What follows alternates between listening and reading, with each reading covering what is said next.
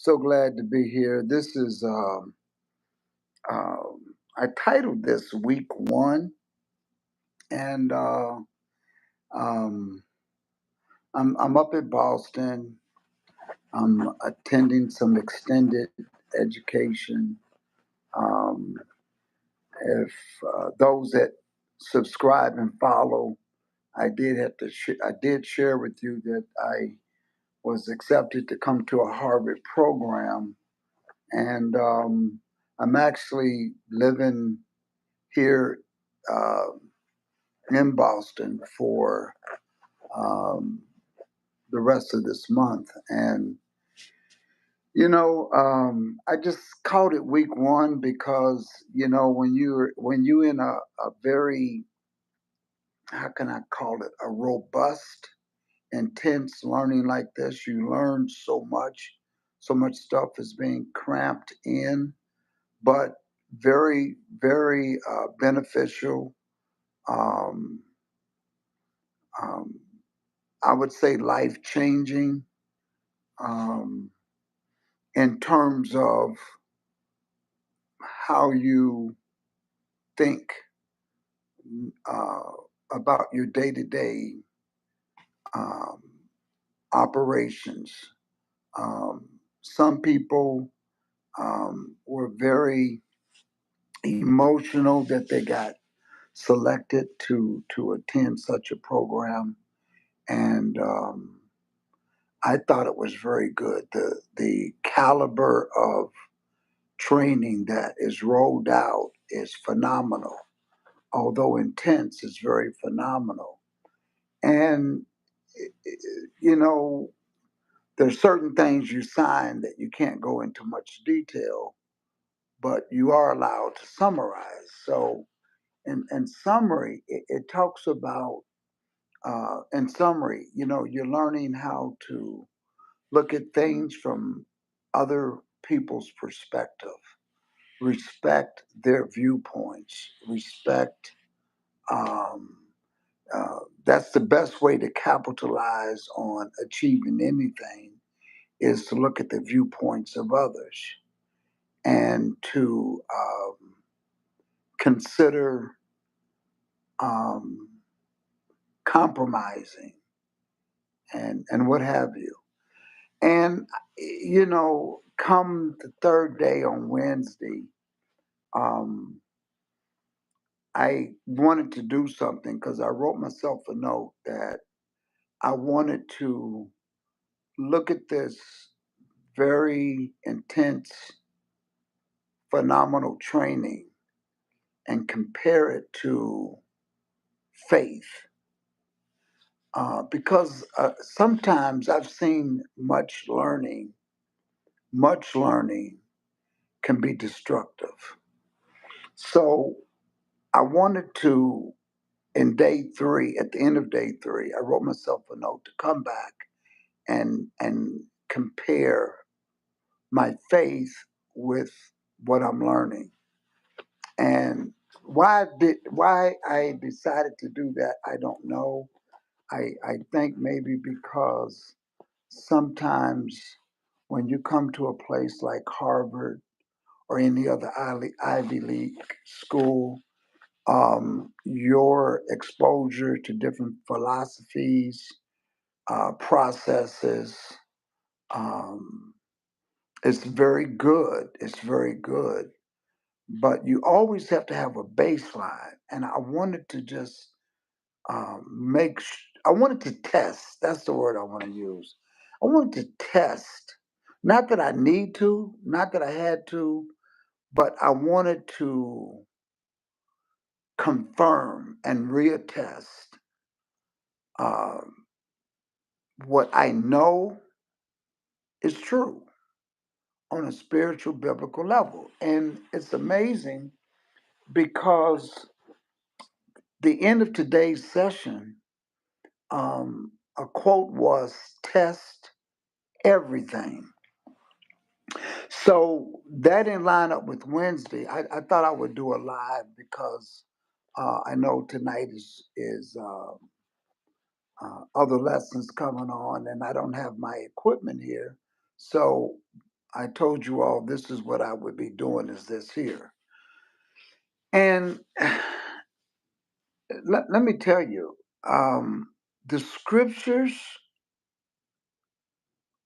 are phenomenal.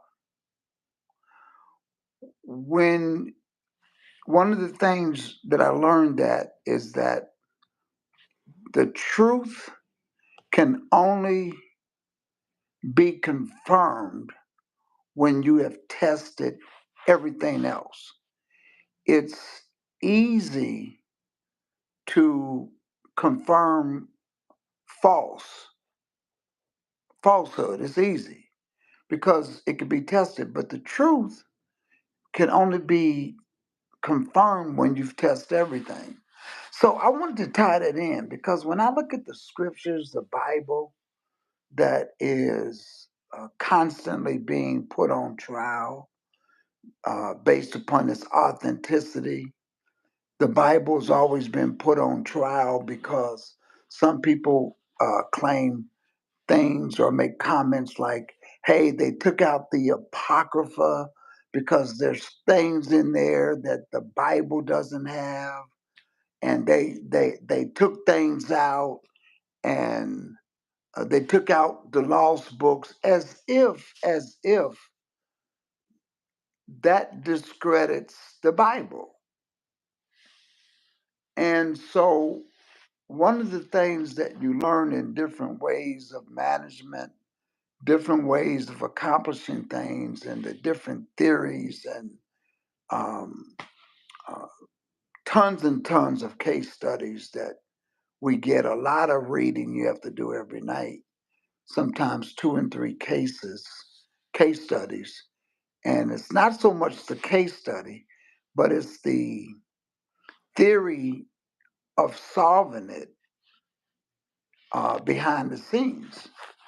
So, um, so you're testing the credibility of those uh, theories. And there's no one right or wrong way, other than all things must hold true. So I thought about the scriptures and I thought about how could I share week one with you and my experience and maintain what I'm committed to do on this channel, and that's to teach the truth. And one of the things that has been reaffirmed and reproven and solidified is my faith in the God of Israel, confidence in the authenticity of the Bible, the scriptures, the prophets, the apostles, and coming away from a program that is intense and as phenomenal as this, and it just gives you more of a solid foundation to know that what you are doing in your faith walk is just tighter. It's tighter. Not that it needed to be tight. Not that I needed it to be reaffirmed or confirmed or solidified. But it's just good to know that there are theories from an Ivy League school that is put out there that man puts a lot of value on education and learning, and it's good, not knocking it.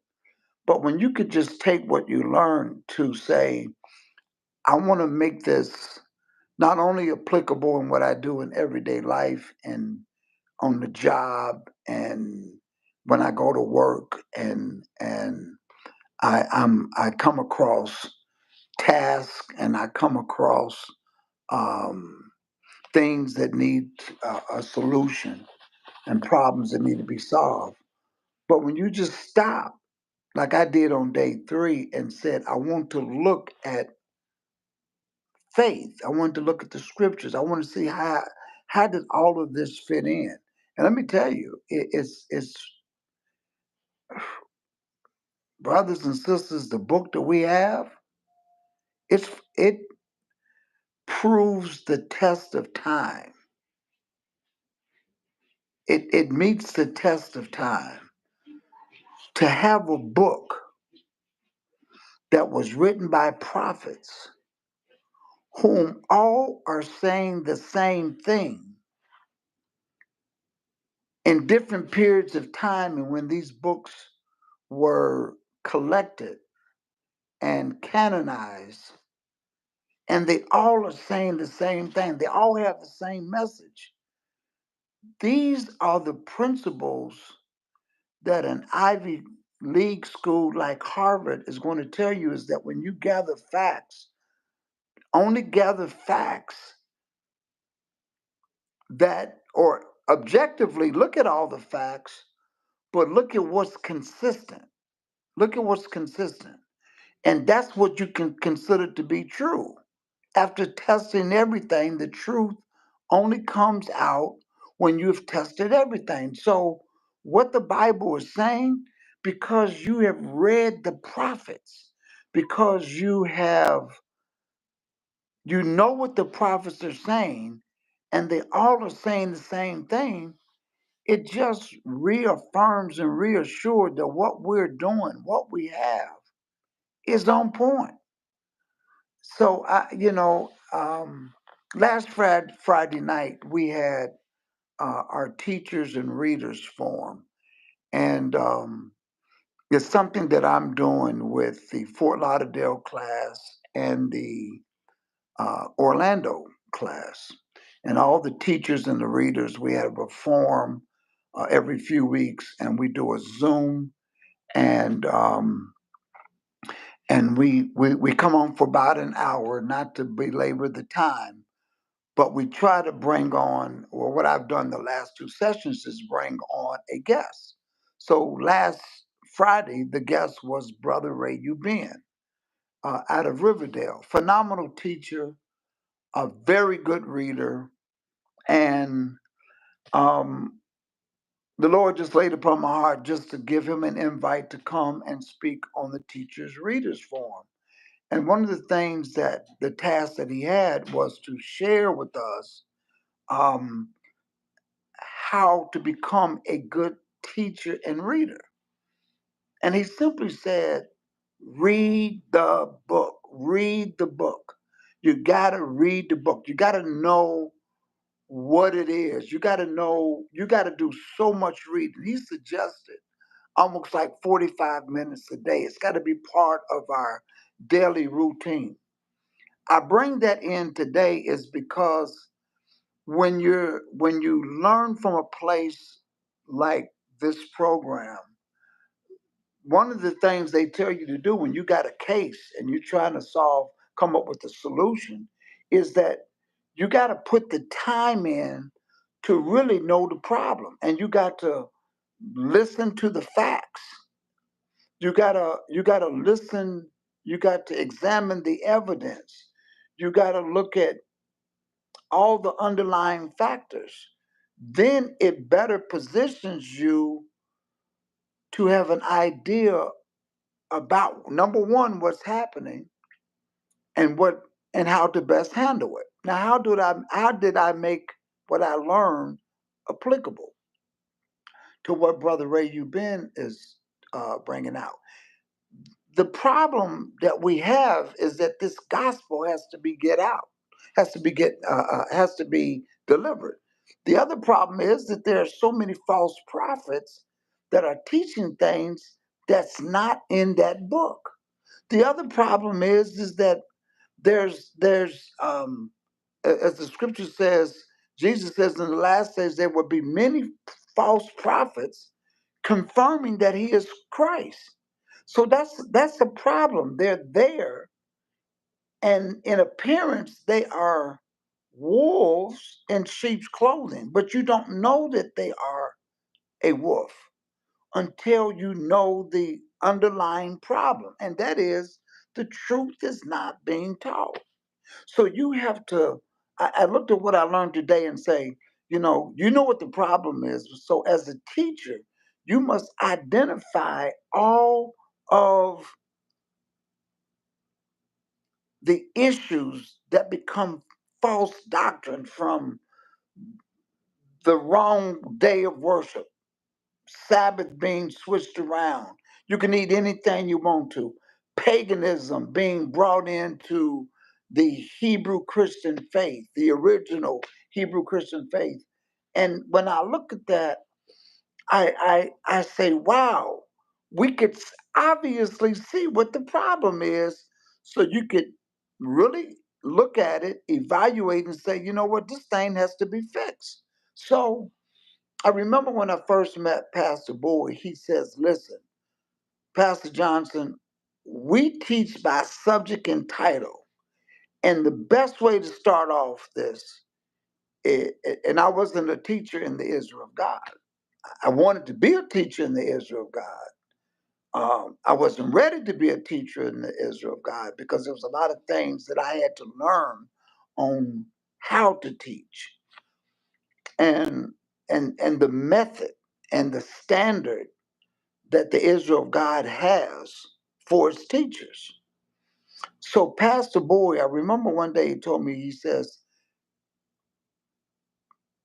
we teach by subject and title because we teach what people think they know and they really don't know. For instance, people think when you die, you're going to heaven. That's one. People think that all you got to do is pray on it and you can eat anything you want to. People really think that the first day of the week is the Sabbath and that it was changed because Jesus resurrected on a Sunday. Once you know what the problem is and it's consistently confirmed that that's the problem, then you know how to deal with it. And I learned that what we're doing, the caliber of and the standard that we hold for teachers in the Israel of God to have. And I'm not saying nobody else, shout out to there's other places. I'm just talking about the place where I've laid my home to be. Israel God has a menu. It has a standard. It has a level. It has a requirement, whether it's knowingly or unknowingly, that is on the caliber of a requirement of an Ivy League school, such as Harvard. So I say shout out to Pastor Bowie and the elders for laying a protocol and a caliber of teaching and a standard of learning. So when you bring on teachers that's been doing it and readers such as Ray Eubin that's been doing it for a long time and they saying, listen, you got to read. You got to examine that book. You got to know that book. We had Brother Bryant on, who used to be a reader from Pastor Bowie, and he's living down in Fort Myers. We had him on about a month ago. Very good reader, nice radio voice. That's what he does. And he said the same thing, you know, that you have to read. You got to know the story.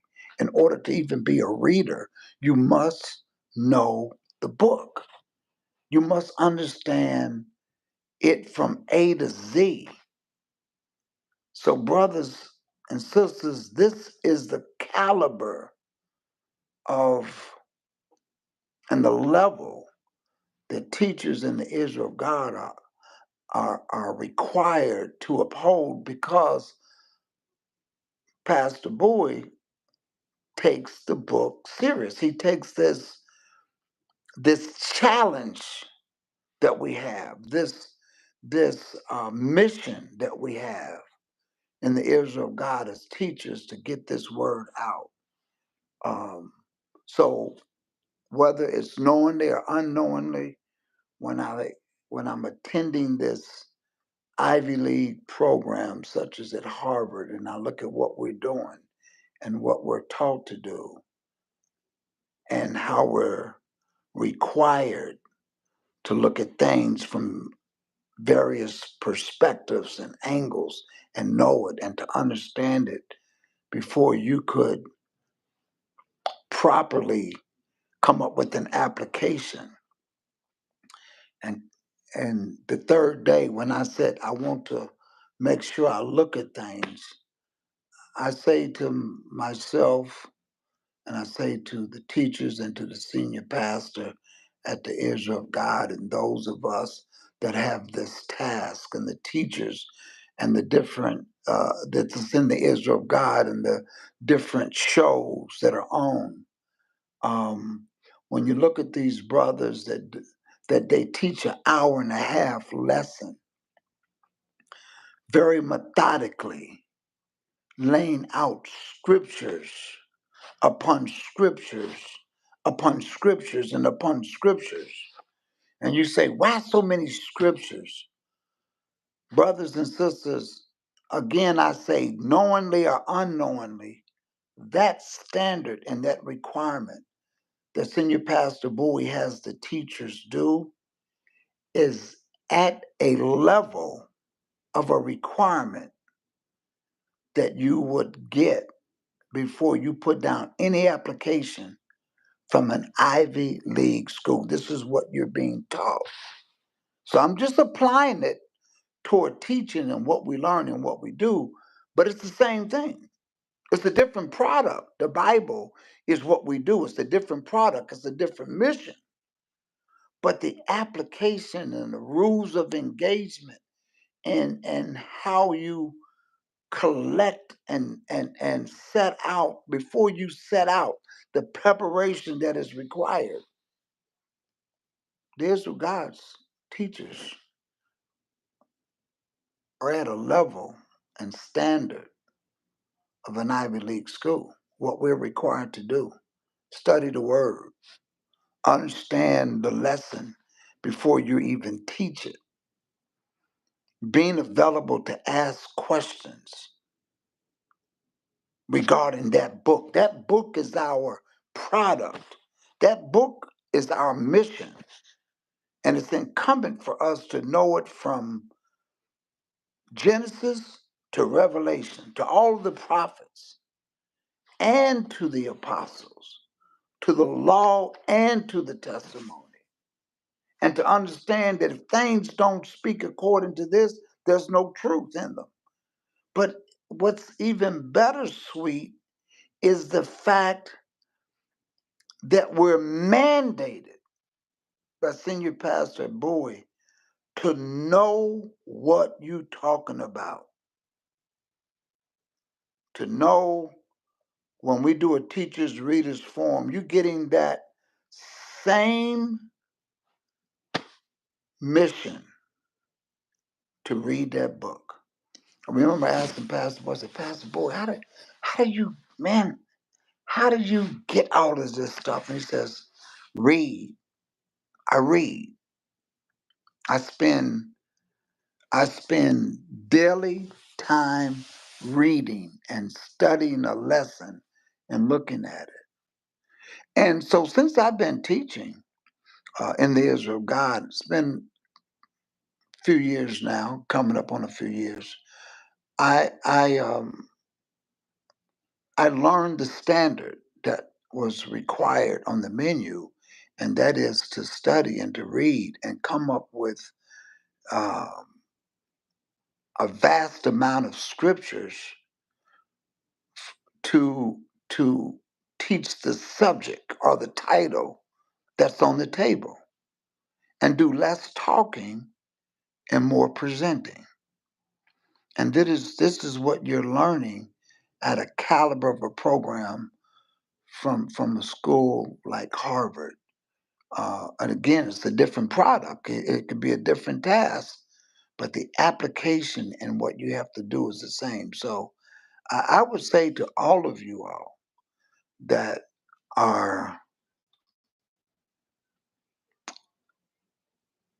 ever engaged with any lesson that's coming out of the Israel of God or any of his teachers, I could tell you, just being in 1 week in this program, I could tell you that the level that you're getting is very Ivy League material, the caliber.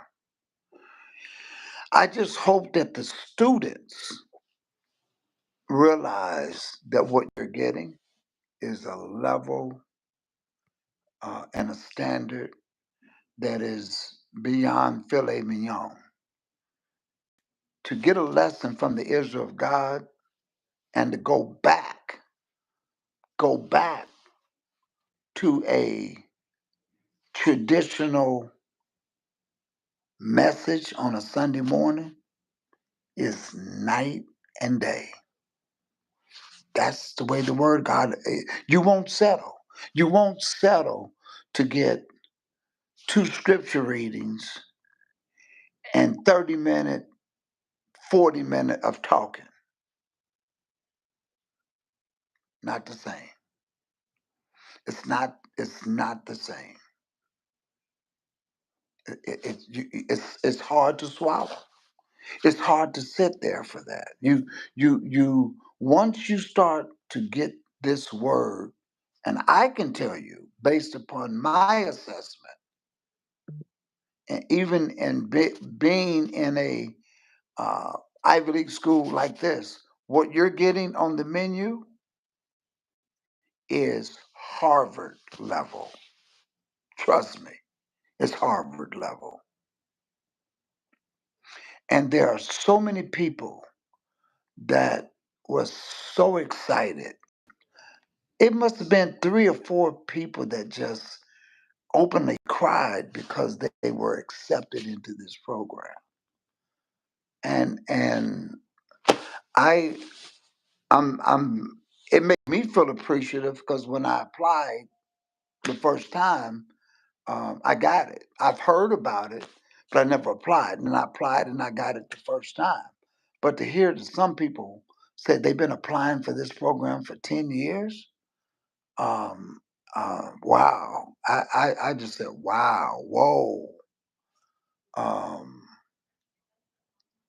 but anyway, I say that to say I'm very fortunate to understand the principles of how we handle things and then go back and look at what I love doing and come to love to do and the standard and the requirement of what we are required to do in the Israel of God, which is to take this gospel to the 4 corners of the earth, and of the level of learning and preparation that we are required to do in order just to be classified as a teacher. It's phenomenal.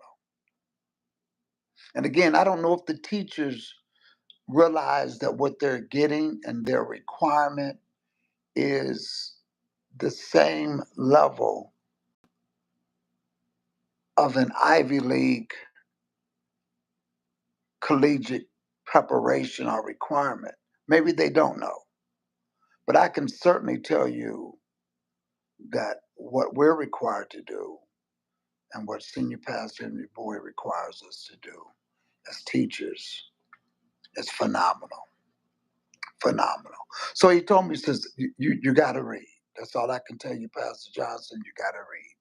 You got to read the book.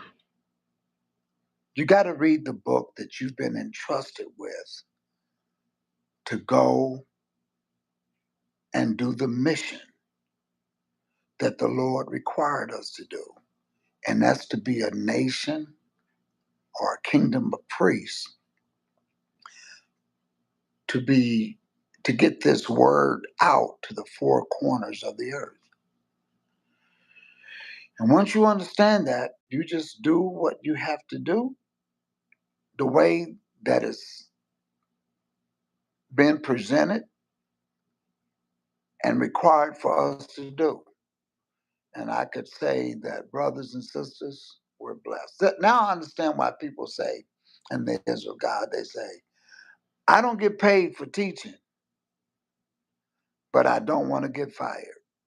I remember Elder Melvin came to Fort Lauderdale the first time, and he says, don't get paid for this, but I don't want to get fired. I understand.